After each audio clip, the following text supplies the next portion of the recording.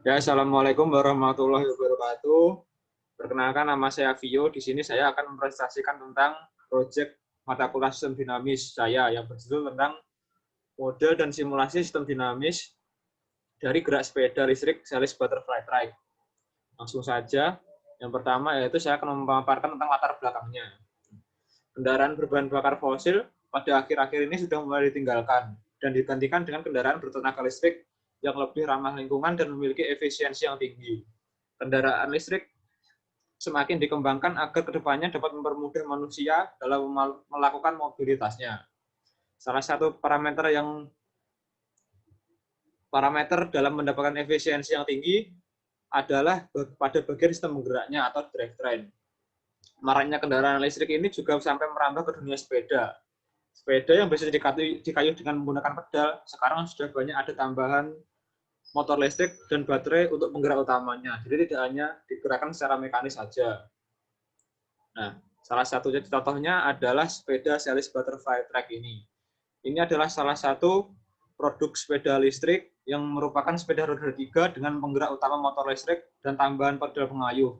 Keunggulannya adalah memiliki beban angkut sampai 150 kg dengan kecepatan maksimal 25 km per jam. Baterai yang dimiliki sepeda ini memiliki jarak tempuh 25 km. Nah, komponen utama ini bertenaga listrik ini terdiri dari motor listrik, baterai, diferensial, serta roda. Nah, supaya diketahui bagaimana performa sepeda listrik ini, maka perlu dilakukan uji coba dengan simulasi. Simulasi yang akan saya lakukan ini adalah pemodelan sepeda listrik series butterfly trike ini akan dilakukan simulasi menggunakan software MATLAB atau Simulink untuk mengetahui pengaruh perbedaan kendaraan ketika dijalankan. Nah, untuk tujuan proyek ini adalah untuk melakukan simulasi performa sepeda listrik series butterfly trike menggunakan MATLAB atau Simulink.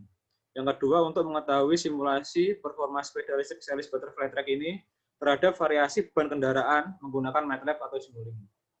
Nah, batasan masalah yang digunakan analisis menggunakan konfigurasi electric vehicle drivetrain dengan transmisi satu tingkat kecepatan, menggunakan sumber energi listrik berupa rangkaian RL sederhana. Kemudian performa kendaraan yang dianalisis hanya performa kecepatan, perpindahan, dan percepatan kendaraan.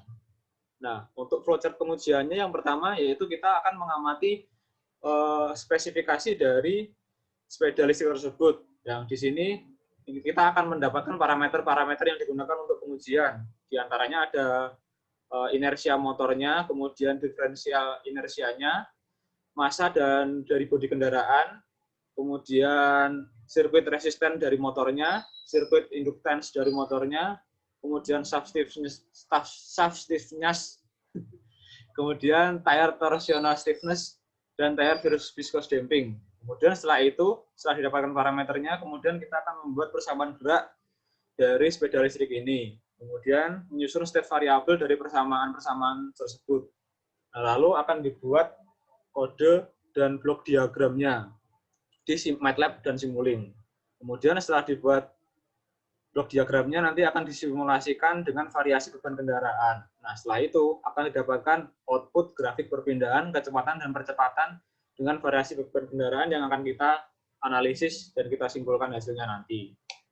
Nah, langsung saja untuk spesifikasi dari sepeda listrik ini, untuk model sistem geraknya cukup sederhana, yaitu dari motor listrik nanti akan langsung menggerakkan diferensial roda belakang, dan kemudian akan menggerakkan roda, kemudian juga kendaraan akan berjalan. Nah, ini adalah permisalan arah rotasi gerak dari sistem gerak yang saya misalkan sebagai theta 1, theta 2, dan theta 3. Nah, ini untuk electrical sistemnya. Jadi, ini adalah gambaran dari rangkaian motor yang disederhanakan. Ini nanti ada listrik inputan yang kemudian akan diolah untuk menghasilkan tenaga atau energi mekanis untuk menggerakkan kendaraan. Nah, ini adalah persamaannya di mana EI ini adalah input voltage, kemudian EM adalah inductor voltage, I adalah arus, R hambatan, L induktansi, dan theta di sini adalah rotasi yang akan dihasilkan oleh motor tersebut. Nah, dari parameter sistem elektrik yang sudah diketahui, nanti didapatkan perhitungan sebagai berikut ini. di mana nanti energi mekanis yang akan didapatkan adalah sebesar alfa kali V. Dan kemudian gaya yang akan didapatkan oleh diferensial nanti adalah alfa kali I, di mana nanti jika alfa kali ini nanti dikali jari-jari poros motor akan menghasilkan torsi putar. Nah, untuk yang selanjutnya adalah persamaan dari elektrik motornya. Yang tadi kita bahas, dari motor akan menghasilkan torsi. Nah, torsi ini kemudian akan menggerakkan rangkaian untuk melawan inersia dari motornya dan kemudian kekakuan dari porosnya. Nah, didapatkan persamaan sebagai berikut dan diubah menjadi state variabelnya seperti berikut ini. Nah, setelah itu akan kemudian dari kekakuan shaftnya tadi akan menggerakkan diferensialnya ini untuk melawan inersia dari diferensialnya dan kemudian akan juga menghasilkan gaya kontak dengan diferensial yang kedua.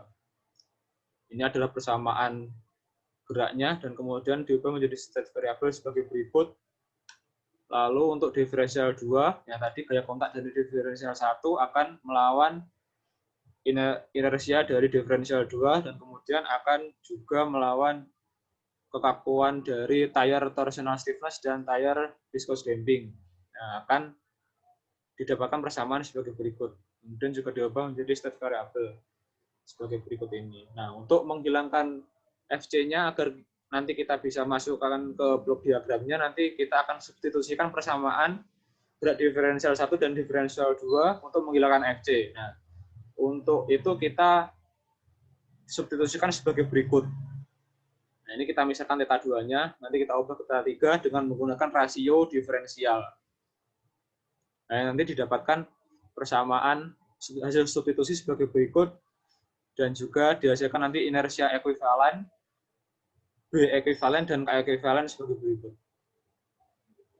Nah, kemudian nanti akan juga menggerakkan gaya-gaya yang ada di bodi kendaraan sebagai berikut ini. Ini adalah nanti akan ada gaya tire viscous damping tadi dan tire torsional stiffness akan melawan dari massa kendaraan. Persamanya adalah sebagai berikut. Dan ini nanti juga akan diubah menjadi state variable. Kemudian dari 4 persamaan tadi akan kita masukkan ke menjadi blok diagram. Nah, blok diagramnya adalah seperti ini dari 4 persamaan tadi. Nah, ini adalah variabel-variabel yang sudah kita dapatkan sebelumnya. Nanti akan kita simulasikan blok diagram ini untuk mendapatkan percepatan-kecepatan dan perpindahannya. Nah, ini adalah variabel yang akan kita gunakan setelah dilakukan penyelamatan terhadap kendaraan, spesifikasi kendaraan, dan data-data pendukung lainnya. Dapatkan parameter seperti ini. Nah, ini adalah hasil simulasi dari MATLAB Simulink-nya. Nah, ini adalah grafik hasil perpindahan dari 3 variasi berat bahan kendaraan, yang dimana variasi pertama yaitu 100 kg, variasi kedua 150 kg, dan variasi ketiga adalah 200 kg. Nah, dari grafik ini bisa dilihat bahwa perpindahan memiliki tren naik seiring bertambahnya waktu. Dari perbandingan ketiga grafik ini, dapat diketahui bahwa perpindahan terbesar terdapat pada kendaraan dengan beban 100 kg, kemudian 150 kg, dan yang paling kecil adalah 200 kg. Meskipun dengan selisih yang bisa dibilang cukup kecil. Nah, dari grafik ini juga dapat dikatakan sesuai dengan teori bahwa perpindahan kendaraan akan naik secara linear dikarenakan kendaraan mendapatkan laju konstan akibat torsi yang bernilai konstan mengaliri rangkaian elektrik. Nah, semakin besar kendaraan, semakin besar beban kendaraan, maka akan semakin kecil perpindahan yang didapat. Nah, kemudian yang kedua adalah grafik kecepatan hasil simulasi. Nah, dari grafik ini terlihat bahwa kecepatan memiliki trendline yang fluktuatif kurang lebih selama 4 detik. Kemudian mulai konstan seiring bertambahnya dengan waktu. Nah, dari perbandingan ketiga grafik di atas dapat diketahui bahwa kecepatan terbesar terdapat pada kendaraan dengan beban 100 kg, kemudian 150 kg, dan yang paling kecil ialah dengan beban 200 kg. Nah, secara teori pada awal kendaraan melaju dari keadaan yang diam, kendaraan akan mengalami kecepatan yang naik turun selama 1,5 detik. Tersebut dikarenakan pada awal kendaraan melaju, terdapat respon waktu terhadap besar torsi yang diberikan kepada roda penggerak, melawan hambatan pada drivetrain, sehingga kendaraan melaju sampai pada kecepatan yang stabil. Nah, adanya hambatan pada drivetrain ini dikarenakan adanya stiffness dan damping yang menjadi parameter pada simulasi tadi. Hal tersebut akan mengakibatkan ketika kendaraan digas dari keadaan diam, daya input menggerakkan motor dan motor tersebut berputar dan mendapat hambatan dari drivetrain dan terjadi penurunan kecepatan, sehingga motor kembali berputar hingga mendapatkan kecepatan yang stabil. Nah, selanjutnya adalah hasil dari grafik percepatan. Nah, dari grafik ini dapat terlihat bahwa percepatan memiliki trenan yang fluktuatif seiring bertambahnya waktu. Dari perbandingan ketiga grafik di atas dapat diketahui bahwa percepatan terbesar terdapat pada kendaraan dengan beban 100 kg, kemudian dengan beban 150 kg, dan yang paling kecil percepatannya adalah yang dengan beban 200 kg. Secara teori, ketika kendaraan melaju dari keadaan diam, kendaraan mendapatkan percepatan dari putaran motor. Percepatan tersebut akan semakin menurun, sehingga pada nilai 0 dikarenakan mobil sudah melaju secara konstan. Ini dikarenakan pada sistem geraknya membutuhkan waktu untuk menyesuaikan dengan gaya yang dibutuhkan kendaraan untuk melaju dengan kecepatan tertentu sehingga kendaraan melaju sampai pada kecepatan yang stabil.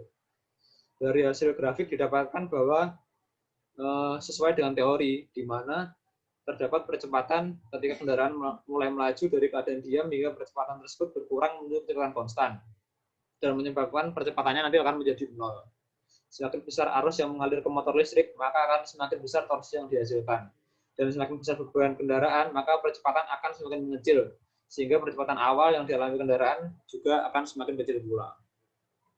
Nah, dari hasil simulasi yang telah dilakukan, dapat disimpulkan bahwa yang pertama, dalam melakukan sistem simulasi dinamis sistem gerak pada sepeda listrik series butterfly track ini, diperlukan parameter drivetrain berupa komponen elektrik, inersia komponen, stiffness, dan damping, sehingga didapat persamaan dan membentuk model simulasi. Yang kedua, didapatkan hasil simulasi perpindahan yang meningkat secara linear terhadap waktu dengan sedikit fluktuasi di detik-detik awal, dikarenakan motor listrik memberikan putaran bernilai konstan serta torsi yang disalurkan dari diferensial yang relatif konstan. Grafik kecepatan pada sistem gerak sepeda listrik series butterfly track ini bermula naik turun, bergradien, diikuti dengan nilai konstan yang menandakan kecepatan kendaraan menuju konstan. Hal ini disebabkan karena di awal mesin melaju dari kendaraan diam, motor mendapatkan respon waktu terhadap besar torsi untuk melawan hambatan hingga pada kecepatan stabil.